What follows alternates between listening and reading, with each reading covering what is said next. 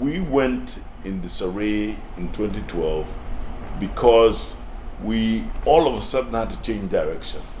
And that was when Jerry John Rawlings started what we call his boom speeches, because he believed that we should have been a little bit more aggressive in our approach to ensure that what had happened in terms of his policy of poverty accountability, anti-corruption and social justice should come into the play.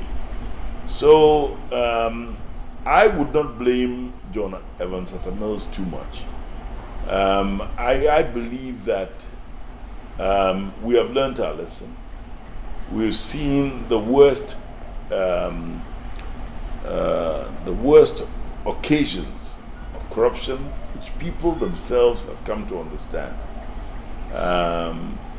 And so I say that I have hope that it's going to be different this time. You have hope, but if there were some deterrents, strong deterrents, Akufo-Addo's government would not have come to loot the way they did. Because the precedence has been set that you can steal and loot, and when the NDC people come, they won't do anything. They can't do anything. That precedence has been set.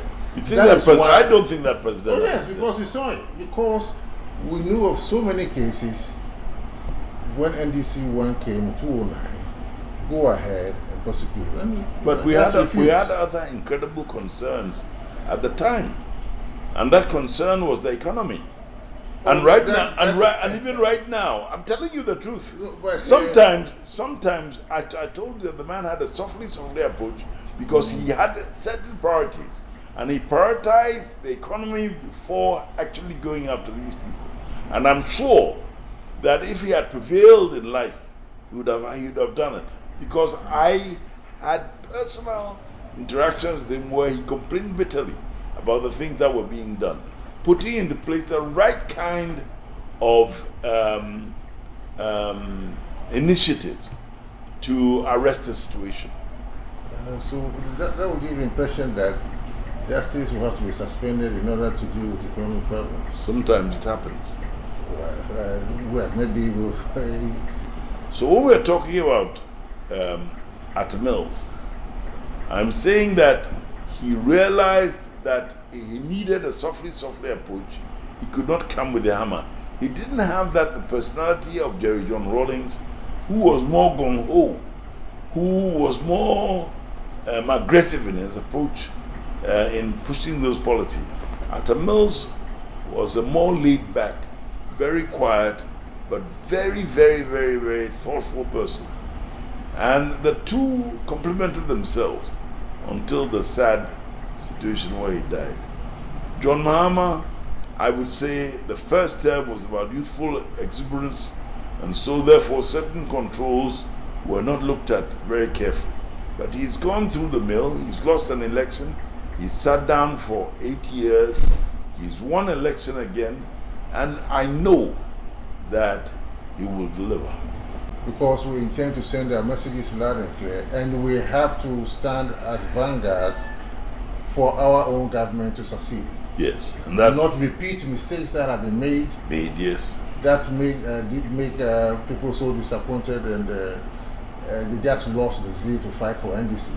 People remarkably, maybe I have not asked you again that question. Maybe if you can slot it in. Right. You see, at the wake of at a point in time, the zeal of NDC people to fight for their party to win sank and went down so low. But we saw how the united front of branches, all factors being brought into being. We saw the force with which NDC fought. I was very much part and parcel of Cadre and activist activity during the years of John Mahama. And I remember being one of the keynote speakers during the 31st December celebrations with John Rawlings, Jerry John Rawlings present.